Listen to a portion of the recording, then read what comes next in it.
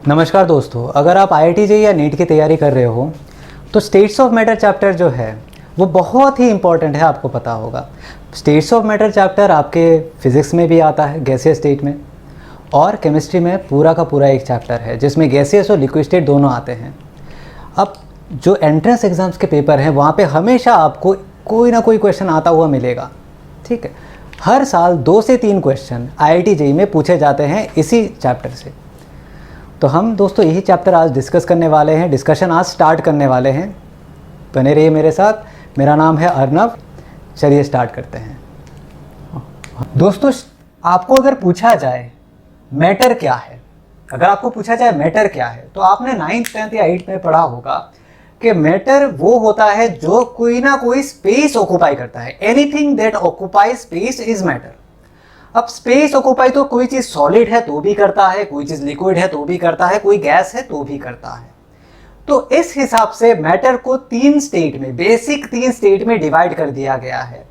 जो लोग science article वगैरह पढ़ते हो उनको पता होगा कि इन 3 स्टेट्स ऑफ मैटर के अलावा भी 2 और स्टेट्स ऑफ मैटर हैं। एक है प्लाज्मा स्टेट और एक है बोस-आइंस्टाइन कंडेंसेट। लेकिन ये हमारे सिलेबस से या हमारे स्कोप से काफ़ी बाहर है, उसको डिस्कस नहीं करेंगे। कभी टाइम मिले तो इसके बारे में ऐसे ही डिस्कशन कर देंगे। फिलहाल हम कहाँ पे सॉलिड, लिक्विड और गैस पढ़ेंगे दोस्तों। सबसे पहले हम देखेंगे कि सॉलिड, लिक्विड और गैस में बेसिक डिफरेंसेस क्या क्या हैं, क्या क्या डिफरेंसेस हो सकती हैं। चलिए दोस्तों,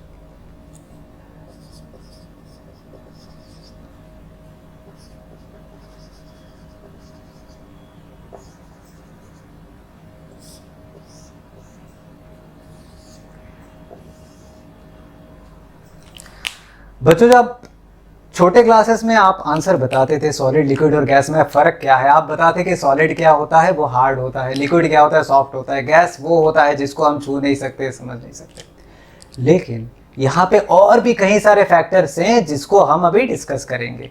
देखिए,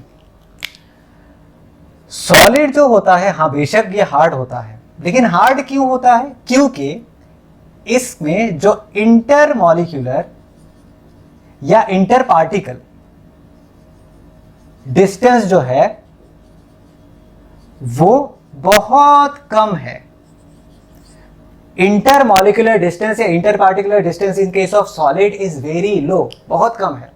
लिक्विड में क्या होता है? इंटरमीडिएट होता है। हम बोलेंगे inter molecular distance, inter molecular distance जो है वो higher than solids but lower than, much lower लगा दो आप, मच लोअर देन गैस।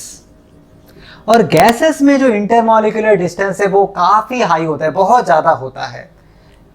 तो यहां पे बस लिख देते हैं very high inter molecular distance. ठीक है, मतलब इसको अगर हम डायग्रामेटिकली डिपिक्ट करने की कोशिश करें, अगर मैं सॉलिड को कुछ ऐसा बनाऊं, ये पार्टिकल्स हैं सॉलिड के, मॉलिक्यूल से सॉलिड के, अगर ऐसा बनाऊं, लिक्विड जो है कुछ ऐसा बनेगा, डिस्टेंस इससे सॉलिड से काफी ज्यादा होगा, और गैस जो है इनमें डिस्टेंस काफी ज्यादा होगा, लिक्विड से भी काफी ज्यादा। ठीक है, आगे देखते हैं। इंटरमॉलिक्यूलर डिस्टेंस इसमें कम है, लेकिन इसका रीजन क्या है? क्योंकि इंटरमॉलिक्यूलर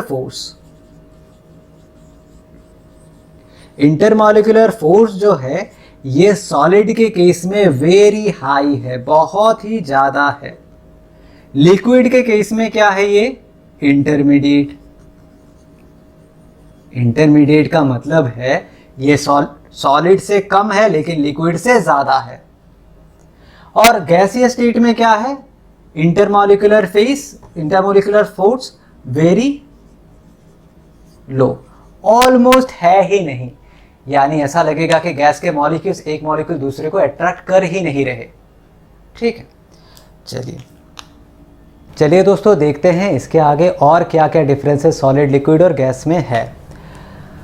सॉलिड जो है वो कंप्रेस नहीं हो सकता, कंप्रेस ये नहीं हो सकता या बहुत ही कम कंप्रेस होता है। इसका रीज़न क्या है? क्योंकि थोड़ी देर पहले मैंने बताया इंटरमॉलिक्यूलर डिस्टेंस जो है वो बहुत कम है सॉलिड के केस में, वेरी लो है। तो उसको आप फोर्स अप्लाई करके या प्रेशर अप्लाई करके और पास ला ही नहीं सकते, ऑलरेडी वो पास है। लिक्विड के केस में क्या होता है, थोड़ा सा डिस्टेंस रहता है तो आप प्रेशर अप्लाई करोगे तो थोड़ा सा क्लोज वो आ सकते हैं, इसलिए वो कंप्रेस हो सकते हैं। कंप्रेस होने का मतलब डिक्रीज इन वॉल्यूम, वॉल्यूम को कम कर देना अंडर प्रेशर। गैस में क्या होता है, मॉलिक्यूल्स जो हैं वो बहुत ही दूर दूर है, इंटरमॉलिक्यूलर डिस्टेंस वेरी हाई है, मैंने पहला पॉइंट ही बताया था। इस वजह से क्या होता है, उसको आप बहुत ज़्यादा कंप्रेस कर सकते हो। तो हम आगे क्या बताएंगे कि सॉलिड तो कंप्रेस नहीं हो सकता, लिक्विड क्या है, कंप्रेस हो सकता है लिक्विड कंप्रेस, और गैस जो है ये हाईली कंप्रेस होता है, हाईली कंप्रेसिबल होता है। प्रेशर आप इंक्रीज कर दो तो गैस काफ़ी ज़्यादा कंप्रेस हो जाते हैं। यानी हम देख रहे हैं कि विथ प्रेशर सॉलिड का वॉल्यूम चेंज होने के चांसेस बहुत कम है। लिक्विड का वॉल्यूम चेंज हो सकता है प्रेशर के साथ, गैस का वॉल्यूम बहुत ज़्यादा चेंज हो सकता है। इसी वजह से क्या होता है, सॉलिड जो है इसका फिक्स्ड वॉल्यूम होता है, इसका भी फिक्स्ड वॉल्यूम होता है लिक्विड का, लेकिन गैस का वॉल्यूम जो है इज नॉट फिक्स्ड।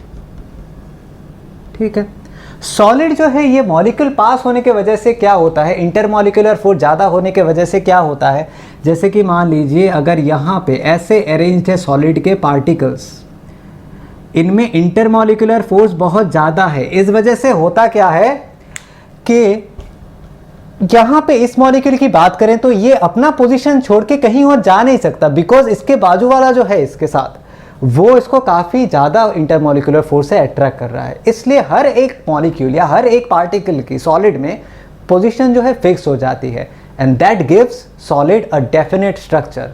तो सॉलिड का शेप जो है वो भी क्या है, फिक्स्ड है, फिक्स्ड शेप होता है इसका, सॉलिड का शेप फिक्स्ड होता है। लिक्विड का कोई फिक्स्ड शेप नहीं होता। हम बचपन से पढ़ते आ रहे हैं कि लिक्विड को किसी भी कंटेनर पे रखो उसी कंटेनर का शेप ले लेता है। गैस का तो होने का कोई सवाल ही पैदा नहीं होता, नो फिक्स्ड शेप। तो अगर इन दोनों प्रॉपर्टी को कंपेयर करें तो हम बताएंगे सॉलिड का वॉल्यूम और शेप दोनों फिक्स्ड है, लिक्विड का क्या है, वॉल्यूम फिक्स्ड है लेकिन शेप फिक्स्ड नहीं है। इसका मतलब क्या है, आप अगर 2 लीटर लिक्विड लोगे तो उसको 2 लीटर के कंटेनर पे ही रखना पड़ेगा, लेकिन उसका शेप कुछ भी हो आप रख सकते हो। ठीक है, उस वो सिलेंड्रिकल हो तो भी रख सकते हो, स्फेरिकल हो तो भी 2 लीटर रख सकते हो, अगर उसका वॉल्यूम 2 लीटर है उस कंटेनर का। गैस जो है उसका ना ही फिक्स्ड शेप है ना फिक्स्ड वॉल्यूम है, तो जो इसका गैस को आप किसी भी कंटेनर पे रख सकते हो, उसका वॉल्यूम जो भी हो, आप कितने भी वॉल्यूम का गैस वहां पे रख सकते हो। मतलब 1 लीटर के कंटेनर पे आप 2 लीटर गैस डाल सकते हो, क्योंकि गैस कंप्रेस होता है, कंप्रेस करके आप रख दोगे। एलपीजी में आप देखते होगे जो गैस है वो कंप्रेस करके सिलेंडर के अंदर डाल दिया जाता है। वैसे अगर उतना ही गैस छोड़ दो तो वही कहीं लीक हो जाए तो क्या होता है, चारों तरफ गैस की जो स्मेल है वो स्प्रेड हो जाती है। क्यों? क्योंकि गैस चारों तरफ स्प्रेड हो जाता है, जितना भी उसको स्पेस मिलता है पूरा स्पेस वो ले लेता है, क्योंकि गैस का वॉल्यूम फिक्स नहीं है। तो यहाँ पे हम समझ रहे हैं कि एक ही डिफरेंस है जो मेन है, जो बाकी सब डिफरेंस क्रिएट कर रहा है, वो डिफरेंस है बच्चों इंटरमॉलिक्यूलर फोर्स का। इंटरमॉलिक्यूलर फोर्स का डिफरेंस है। तो आगे हम इसी चीज़ को डिस्कस करेंगे। ठीक है, तो आज बस इंट्रोडक्शन रहा, तीनों में क्या डिफरेंस है। ठीक है, कौन कौन से पॉइंट है जिनमें सॉलिड, लिक्विड और गैस वेरी करते हैं और किस लिए वेरी करते हैं ये भी समझ गए, कौन सा पॉइंट मेन है यहाँ पे वो समझ गए। यही चीज़ को अगली क्लास में हम कंटिन्यू करेंगे। चलिए दोस्तों, आप अच्छे से पढ़ते रहिए, अपना ध्यान रखिए। Thank you.